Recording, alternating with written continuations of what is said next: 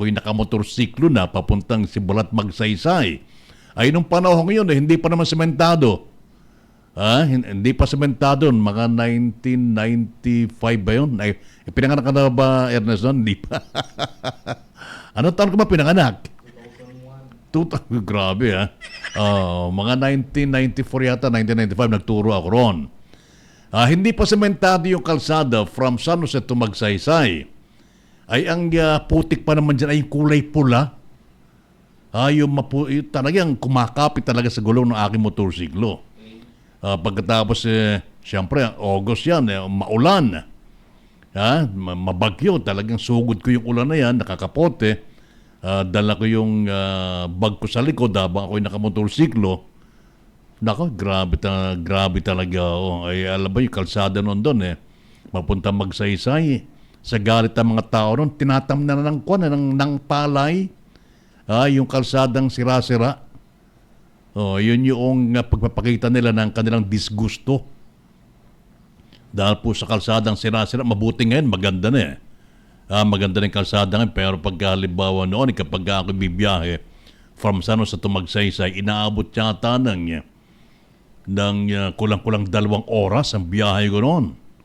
Dahil talagang pagka ikaw ay mag-motorsiklo, gewang-gewang ka, at yung paa mo ay tumutukod sa lupa dahil bumabaon sa putik. Yung parang pagka naman yung kalsadang maputik, dinaanan ng sasakyan ito, lumulubog. Kaya doon ako dumadaan sa lubog na yun na dinadaan ng mga sasakyan. Napakahirap po. Tapos magtuturo ka, puro putik ang iyong damit mo. Grabe. Hindi ko yata talaga linya ang pagtuturo. Ayun, 2 linggo lang, kumalas na ako. Alright, samantala, tuloy-tuloy po tayo sa ating palatuntunan. Sabi ni Mary Ann Silvero de Los Angeles, 1994 ako idol. Ngayon po, semento galing highway papunta ng school sa Sibulat Elementary School. Ayun. Siguro 1994, ibig sabihin, pinanganak siya. Pagka ako'y napupunta ng Calapan, ito lang last week, ako'y galing sa Calapan, dala ko nga sakyan ko.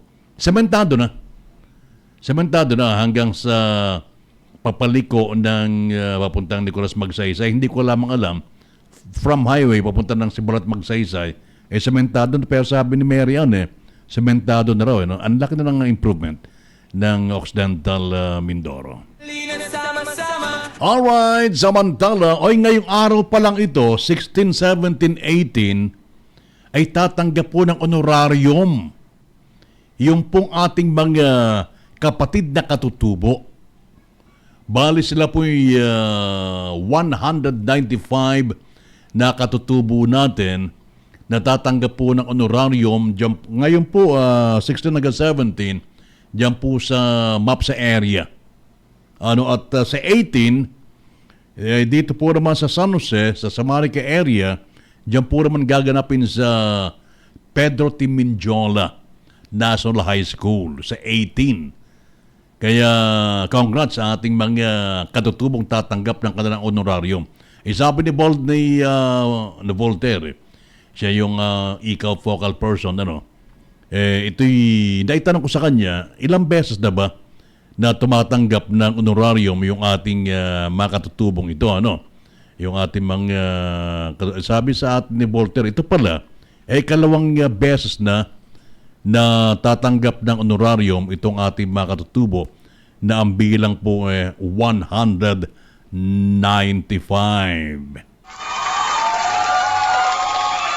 And maliban dyan, binabati na rin natin ang buong lalawigan ng Occidental Mindoro. Napakagandang balita po ito. Sapagkat ito pong ating lalawigan, yung 11 bayan, ay kinilala na ng DILG na 2025 Good Financial Housekeeping Passer na 100% na lahat po ng bayan ng lalawigan ng Occidental Mindoro ay Good Financial Housekeeping Passers. Sabi nga po ng DILG Occidental Mindoro, ay kanila pong na-extend yung kanilang pagbati yung kanilang warmest congratulations and appreciation sa lahat po ng bayan, sa lahat ng munisipalidad sa ating lalawigan dahil sa kanilang successfully passing the 2025 Good Financial Housekeeping. Alam niyo kapag binanggit ng na Good Financial Housekeeping, kapag binanggit na good, ay di mabuti, maganda, mahusay. Kapag binanggit na financial, alam natin ito'y tumutukoy sa kaperahan, sa pera ng bawat bayan. Yung housekeeping naman, ito'y pinagpapalagay natin na yung isang pamayanan, yung isang bayan ay isang tahanan. At yung isang tahanan, magiging mahusayan, magiging maganda kung tahimik, masaya, maligaya ang mga taong namumuhay dyan. At para maging masaya, maligaya at tahimik na namumuhay ang pamilya sa isang tahanan, dapat sila ay sagana. At dapat mayroon silang mahusay na at mapagmahal na mga magulang. Yun yung mga opisyal natin. Dapat tahimik, lalo na kung wala yung bangayan ng magkakapatid. Kumbaga, itutumbas natin sa mga kriminalidad na nangyaya sa ating bayan. Tahimik. Yung pong financial capability ng bawat bayan ay nakikita transparency ng mga kababayan kung saan napupuntang proyekto yung pera ng taong bayan. Kaya sabi nga ng DILG, 100% na LGUs na buong lalawigan ay pumasa sa 2025 Good Financial Housekeeping. Alam niyo sa kahit yung probinsya natin, napakahirap na magkamit, makuha. Ito yung pinakamataas sa pagkilala ng DILG sa isang lalawigan. Itong sila good local governance. Ay napakahirap. Dahil unang-una, titingnan isa-isa. Lahat ng departamento, lahat ng opisina ng Kapitolyo, ng provincial government, kung ito ba'y nakakasabay, nakakapasa, o nakakatawag nito, nasusundan yung pong mga qualification, criteria para maging isang passer sa SGLG. O halimbawa na lamang sa health, sapat-sapat ba, nakakatulong ba, maganda bang programa, ano bang programa ng provincial government tungkol sa pangkalusugan natin. Alam niyo, isang balita ko nga itong ating San Jose District Hospital, parang may plano yata ang provincial government na magdagdag pa na naman ng bed capacity. Parang 200 bed capacity. Kailan lamang ito na-aprobahan ng DOH na maging 100 bed capacity? Pinangunahan ko na. Kasi yun yung plano talaga. Na maitaas yung antas, yung level, yung kategorya ng ating hospital dito. Isa pa rin dito, paano tumutugon, paano sumasagot, at paano nakakatulong yung ating provincial government kapag kabay panahon ng kalamidad. Nandyan po tinitingnan din ang kakayahan ng ating PDRRMO. Hindi lamang sa makagamitan, sa mga rescue equipment, hindi lamang yan, kundi equip din ba yung bawat isa? May kakayahan ba yung bawat empleyado na tawagin sila ay taga PDRRMO kung wala naman sapat na kaalaman? Diyan po nakikita. Ay alam po na ba natin lahat ng mga PDRRMO kat sa mga sub-offices like dito sa atin ngayon, sila po yung nagkakandak din ng mga trainings, mga seminar. Minsan tinatawagan ng mga ito para sila manguna. Minsan sa mga eskwelahan para magsagawa ng mga basic life support system. Mga ganyan, Hindi lang yon. Pati tinitingnan din yung sa tourism. Ano bang ginagawa ng tourism office ng probinsya? Nandyan yung PSWDO. Paano tumutulong sa mga nangangailangan? Sa Treasurer's Office, sa PASO, lahat yan tinitingnan. Kapag yung isang departamento hindi nakapasa, hindi makakatanggap ng SGLG ang isang lalawigan.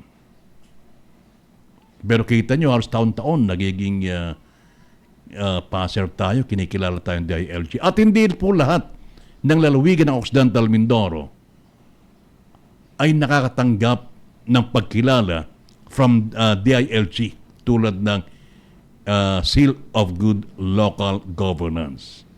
Pero ang Occidental Mindoro halos taon-taon. At ngayon nga buong lalawigan, buong bayan, 100% LGU ay pumasa dito po sa 2025 Good Financial Housekeeping. Kaya sa lahat po ng ating mga kabayan, hindi lamang sa mga namumuno, hindi lamang sa mga mayors, vice mayors, mga konsehal, kundi sa lahat ng mga mamayan na kiisa, binabati po natin kayo ng congratulations.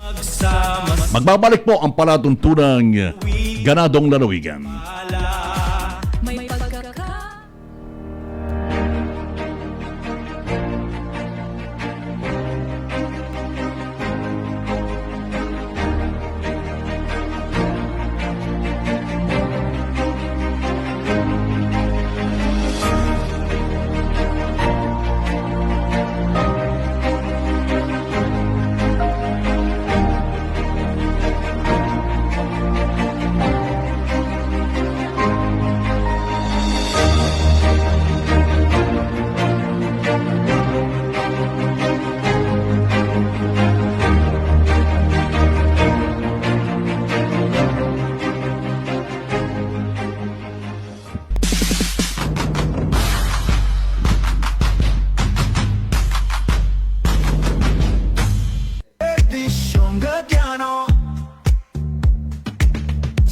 Servisyong Gadiano, laging garantisado. La la la la la la la la la la. Servisyong Gadiano, la la la la la la la la la. Dam dam lo.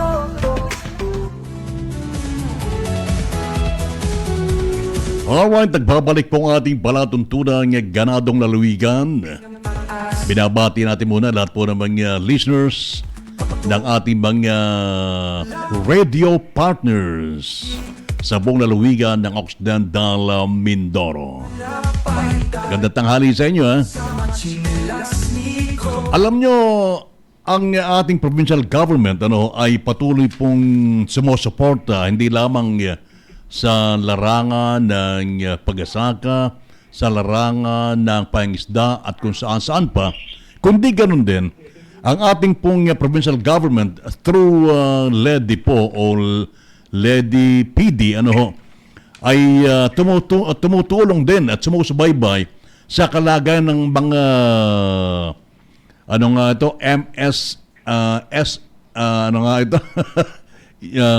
MSMEs ayon. Yung po mga negosyante natin sa lalawigan na kung tawagin nga negosyanteng Mindoreño and Mindoreña. At nasa ating linya po ngayon ang head ng LEDI po si Engineer Chris Tahonera. Engineer, magandang tanghali sa iyo. Hello, magandang tanghali po, sir. Magandang tanghali po sa mga tagapakinig nyo. Opo, kumusta na po yung tanggapan ninyo ngayon? Sir, napuputol ka po. Napuputol ako pero ikaw naman ay hindi napuputol. Dire-diretso ka rito. Medyo traffic ka, sir. Baka yung iyong kinaroroonan dyan, ikaw ba'y nasa loob ng office? Yes, sir. Sige po, labas po ako, ha? Ayan, medyo lamabas ka. Oo. Ayan, okay. Sige, sir. Okay. Pero sa akin dito, dire-diretso yung boses mo. Maganda pa rin at tuloy-tuloy. Walang gap. Kamusta? Ay, maganda yan, sir. Ay, maganda. Alam mo, parang ngayon yatang petsang ito, June 16 hanggang 19, ay may activity ang LEDI po dito sa bayan ng San Jose. Tutuloy ba yan ngayon? Itong MS natin from Samarica? Yes, sir. Magandang tanghali po. Tuloy po yung ating activities, no? Oo. Kasalukuyan po siyang ginaganap sa Aroma Center. Bale, 4 na magkakasunod na seminar po iyan. 2 po na Project Ignite, pinaghati po natin ang 4 na bayan sa Samarica. So, ngayon po ang nagse-seminar ay San Jose at Rizal. Sa bookkeeping seminar po na kung saan kapartner po natin ang TUP sa Blayan. And then, sa Thursday, Friday naman po, ang ipapatrain po naman po natin ay mga MSMEs na nagmula sa bayan ng Magsaysay at saka Kalintaan. And then, back-to-back po yun, meron din po tayong Fight for Oxy, wherein product development naman po ang tema ng seminar. Sa June 18 po, ang magsa-seminar ay mga processors na nagmula sa San Jose at saka sa Magsaysay. And then sa June 19 po ay processors naman po na nagmula sa Rizal at saka sa Kalintaan. So bale 4 po yan. Sa Fight for Oxy po ang atin pong kapartner ay ang OMSC sir. Ano to? Fight for Oxy? Fight for Oxy, sir. It means food innovation for growth, healthiness, and transformation for Occidental Mindoro. So, ito po, sir, ay nakaangkla sa ating Negosyanteng Mindoreña at Mindoreña program wherein ang objective po ng programa ay makadevelop tayo ng ating One Town, One Product. So, ayun, sir, para may magkaroon ng pagkakakilanlan ang ating mga munisipyo. Yes, so ito sa ilalim ng banner ng Serbisyong Ganado na kung saan binanggit mo nasa partnership with PUP, Polytechnic University of the Philippines, saka ng OMSC, tama ba ako? Ang Fight for Oxy, sir, ay kapartner natin ang OMSC. And then for Project Ignite, yung Financial Literacy Seminar, kapartner naman po natin ang PUP sa Blayan. Ignite, ang Ignite po stands for Innovative Growth Network Initiative for Thriving Enterprises. So, yan po ay ang mga trainings po na nakaangkla sa Project Ignite ay kung paano i-handle ang finances ng isang business enterprise. Ayun, ngayong araw nito hanggang bukas, anong mga bayan ang nandyan ngayon sa na may activity ngayon? Ang bayan po na nakasala ngayon ay San Jose at saka Rizal. Ano po yung kanilang topic yan ngayon? Ang mga topics po. Yes po, opo. Bookkeeping po ito. Ito po yung basic bookkeeping para sa mga ating MSMEs, no? Ito po, sir, ay last year, kung matatandaan nyo, meron tayong financial literacy seminar. So, ito po ay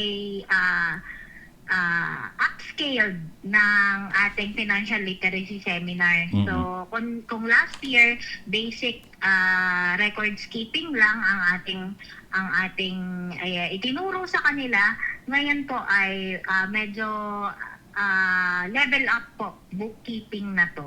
So kapag pinanggit na bookkeeping, paano to? Anong ibig sabihin nito pag binanggit na basic bookkeeping? Basic bookkeeping po ay nandito na yung wait lang, sir. Paggawa ng libro. Yes, sir. Oo. Ng kanilang mga businesses pa lang. Kasi ano lang, sir, kumbaga start small tayo, no? Kumbaga tinitingnan natin yung background at saka yung capacity ng ating participant. Oo, parang dito sa basic bookkeeping malalaman kung magkano yung lumalabas at yung pumapasok na pera ng isang negosyo. Yes, sir. Opo. Dito po, ang mga topics natin, meron tayong introduction sa bookkeeping and accounting. And then we also have financial statement. And then topic 3 natin, crisis management and resiliency. So kung ano man yung challenges na pwedeng nilang kaharapin sa pagnenegosyo, maaari nilang malagpasan agad. And then may workshop din tayo sa business continuity planning for sustainable and resilient enterprises. So, yun yung mga topics and workshops, sir, na nakapaloob sa 2 araw na seminar under bookkeeping. Ano po? At saka dito maganda makikita rin dito, ano yung posibleng maging problema nakakaharapin ng kanilang negosyo na diyan pa lamang ay masasagot na. Yes, sir. Yun nga po, no? Kumbaga, parang ano tayo, forward thinker tayo dito. Kumbaga, wala pa man yung challenge ay, kumbaga, pinaghahandaan na ng mga negosyante natin. Itong yung kamakailan ay parang nagsagawa rin kayo ng sa lubang at luok ng program monitoring and geotagging activity. Tama ba yon? Yes, sir. Opo, ongoing po yung ating monitoring sa geotagging ng ating mga beneficiaries na napagkalooban ng livelihood assistance last year. So, under the negosyanteng Mindoreña at Mindoreña po kasi, meron tayong pangalawang component which is ganadong hanap buhay. Ito po yung livelihood assistance. Ano po, para sa mga negosyanteng na-train natin sa first component. So, ayan po, last year, may mga na naging beneficiaries tayo. So sila po ngayon yung pinupuntahan ng ating monitoring team. Kinakamusta po sila kung ano yung naitulong sa kanilang kabuhayan ng ating mga interventions na napagkaloob sa kanila. Kasi syempre, sir, kailangan mag-gauge natin how effective our program is. Correct. Baka mamaya bato tayo ng bato ng programa na hindi naman pala kailangan ng constituents natin. So that is why nagkakaroon po tayo ng MSME mapping, and for the geotagging, this is to ensure na lahat ng ating mga beneficiary ay talaga namang eligible at talagang mga negosyante.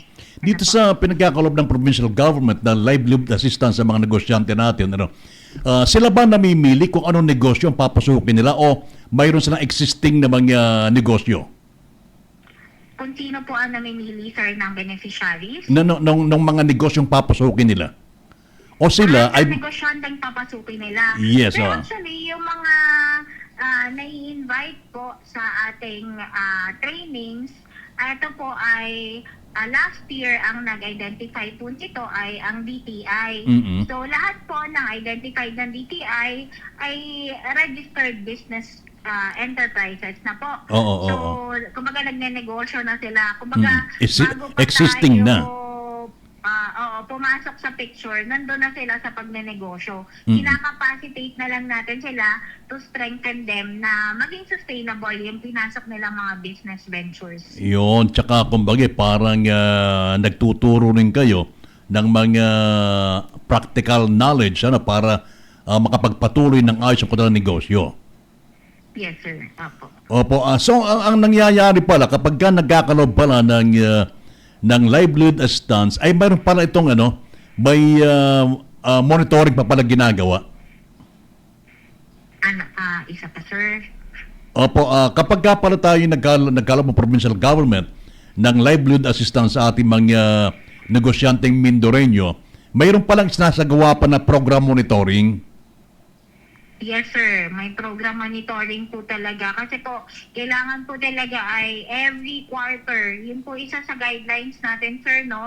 Na once maging beneficiary ka ng any program, ay talaga po ay regular monitoring yung ginagawa ng ating PDUM personnel to ensure na okay yung lagay na negosyo, and then kung ano man yung challenges na kinakaharap mo sa iyong pagnenegosyo, kung ano pa yung pwedeng maitulong ng pamahalaang panlalawigan. Ano po itong tinatawag na geotagging? Ano naman ito? Geotagging, sir, para ma-establish natin na kung saan yung exact location ng kanilang mga registered establishment. Sir? So, kahapon po ay nagsimula na sila dyan, yung ating monitoring team, And then, ang alam ko, natapos nila kahapon ang magsaysay. Mm-mm. So, ngayon po, nag-a-assist lang muna sila doon sa ating training team. And then, once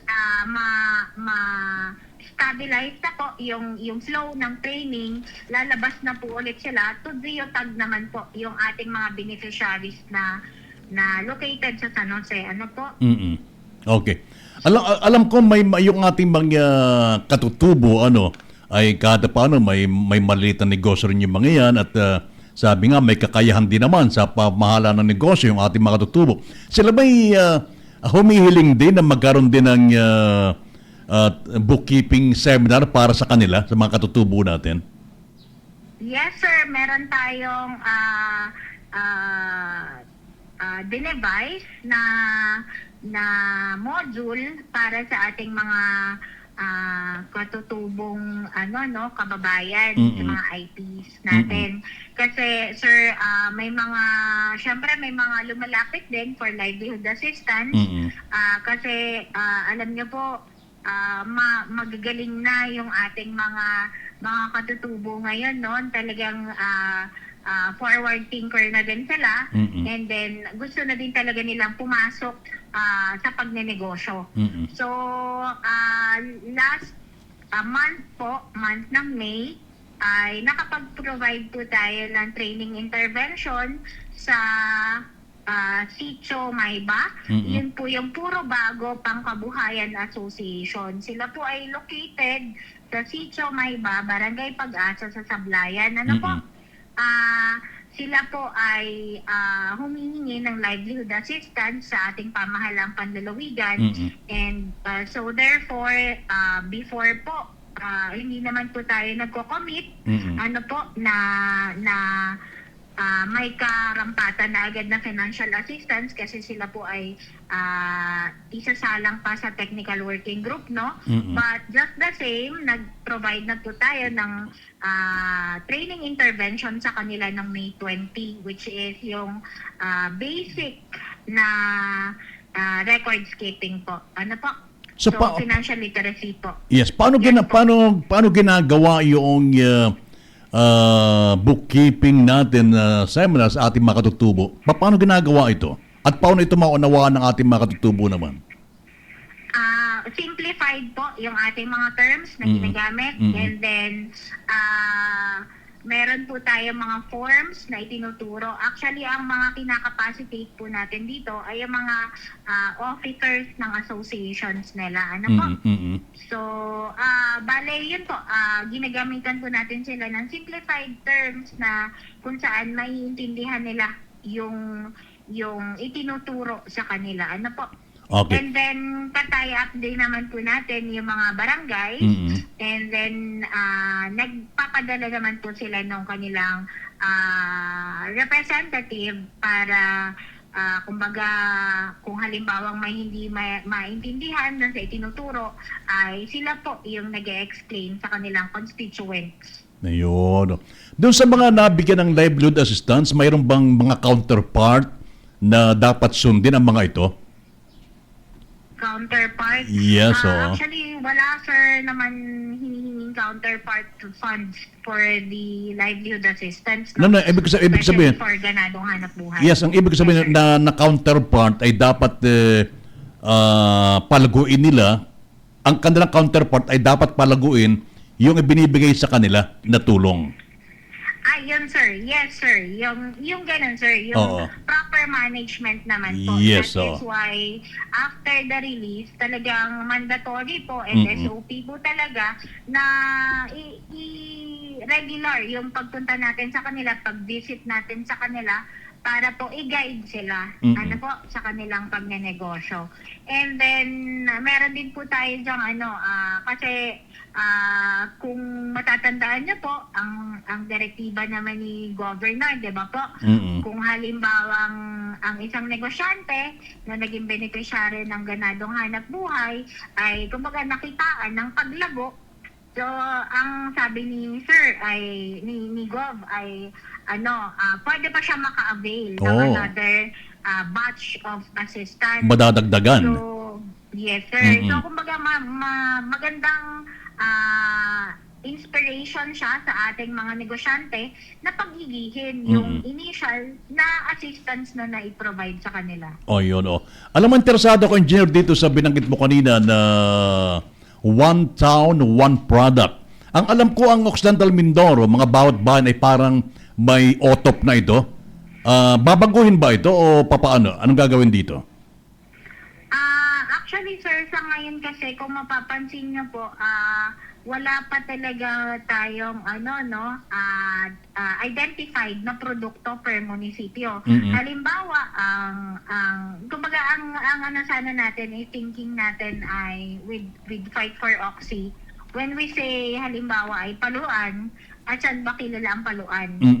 Paluan is kilala sa pastillas. Pero ano yung sustainability plan natin to promote yung pastillas ng paluan bilang kanyang OTOP. Yun yung kulang, ano, yung sustainability. Yes, sir. Yan Oo. nga po. So, doon pumapasok yung mga natin, no, mga policies na pwede sana natin maitulong Oo. sa mga negosyante. Ano po? So, yun, sir. Ang alam ko dito sa Rizal, tuyo.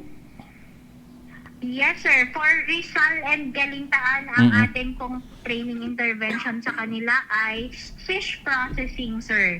And Oo. then for Magsaysay and San Jose, ay aquamarine processing for corn and seaweed.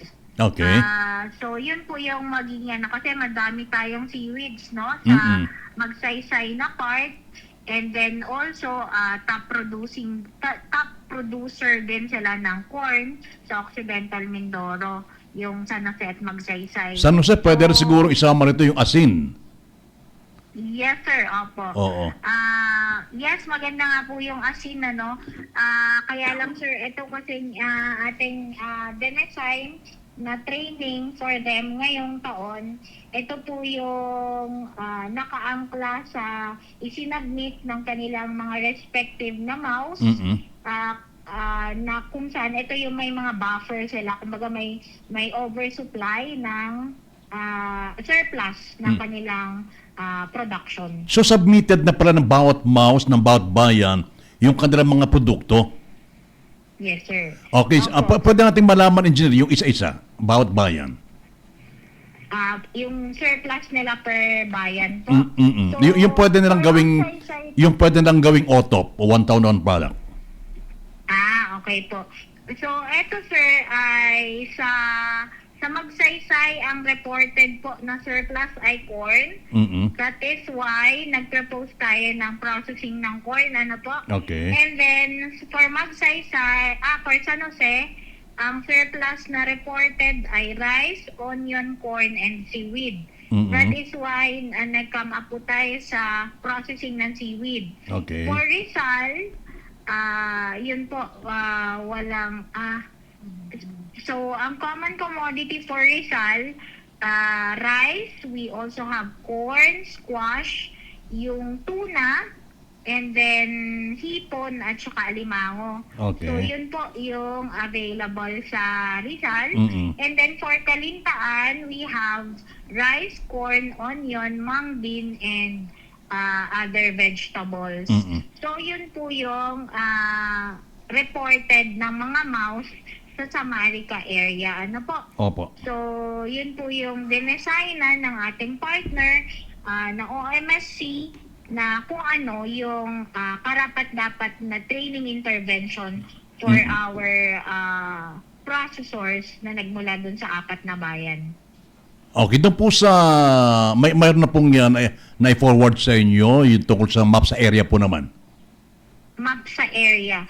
So, for MAPSA po, for Sablayan, ang reported po dito ay rice, and then we also have white corn, and then cattle, onion, string beans, eggplant, ladyfingers, squash, tomato, bitter gourd, tuna, and then we also have banana. Marami, ano? Yes, sir. Medyo malawak naman kasi talagang Sablayan. Oo. Kaya, So, for Santa Cruz, we have rice, So common commodity po itong sa Santa Cruz, no? So we have rice, corn, onion, garlic, mung bean, tilapia, alimango, and hipon. Okay. For Mambura, we have rice, corn, onion, and then we also have watermelon. For Paluan, wala silang surplus na reported, and then so ang sinabit na lang is the common commodity. For Paluan, we have rice, onion, cassava, eggplant, tulingan, galunggong, and then tuna. For Abra de Ilog, no surplus din na reported, so common commodity din ang report. We have rice, corn, onion, cassava, and then tilapia. So, Yun yeah. mga sir. Yes, kailan engineer malalaman yung resulta kung ano yung ito na ba yung kanilang product ba per bayan?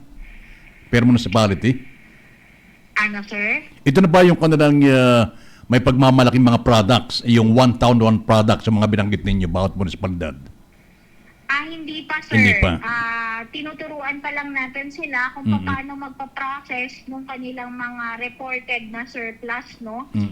And then from there, kumbaga parang ano to ang training natin sa kanila ay generic. And then, kumbaga i-develop pa nila further para kumbaga iakma nila sa timpla na gusto nila. Kumbaga simula yun sir para makadevelop sila ng mas magandang produkto. Yun. Maganda kasi yung ginagawang ganyan kasi halimbawa, kung mayroon tayong bigas dito sa ibang bayan ay ano naman. Mga ganun, hindi yung kung puro bigas na lang buong lalawigan, wala na yung ibang produkto. Kaya mas maganda, iba-ibang bayan, iba-ibang mga produkto ang pinapakilala. Yes sir, opo. Yun po talaga yung Yes. kagandahan nitong ating programa. Engineer, kayo ba i-attend ng activity dito sa San Jose ngayon? O nandito na kayo? Sir, after lunch po may tinapos lang po kami, and then after lunch po ay pupunta kami ng San Jose. Yun. Okay. Engineer, maraming salamat sa iyo. Binigyan akong pagkakataon, ha? Maraming salamat din, sir. Alright, mga bigan, si Engineer Chris Tahonera ng Ledipo. Sama para sa buong lalawigan. Maraming salamat kay Engineer. Gandang talakay natin, kulang yung oras natin. Anyway, taping kapaalam na muna sa ngalan po ng aking partner na si Helen. Sa ngalan pa ng ating ganadong gobernador, Edgar Diano. Ng ating mga department heads. At sa ngalan pa rin po ng ating nakasama sa control, si Ernest. Kasama natin si FJ at si Robert. Sa ngalan pa rin po ng ating PIO Online Radio. At ang ating po mga radio partners. Ako po naman si Ferdy Data, nag-iwan po ng isang magandang hapon na. Maraming salamat sa ginawang pagsubaybay. At tulad ng dati sigaw natin sa buong mundo, natapoy ganadong Mindoreño. Serbisyong ganado, ganado na, mas gaganahan pa. Magandang hapon na po.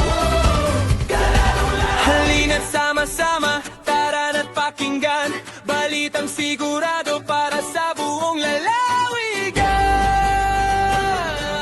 Magandang tanghali. Kailangan kasi magpatuloy yung serbisyo ng gobyerno sa tao. Daluyan ng impormasyon, programa at proyekto ng pamahalaang panlalawigan, dito mo lang malalaman. Ganadong lalawigan, serbisyong ganado, ganado na mas gaganahan pa. Backbone ng economy natin ay agriculture at saka turismo. Boses ng Mindoreño, kasama sina Verde at Eleng, ganadong lalawigan, serbisyong ganado, ganado. Kami po ay nagpapasalamat sa inyo, si Governor Gadiano po. Serbisyong ganado, ganado na, mas gaganahan pa.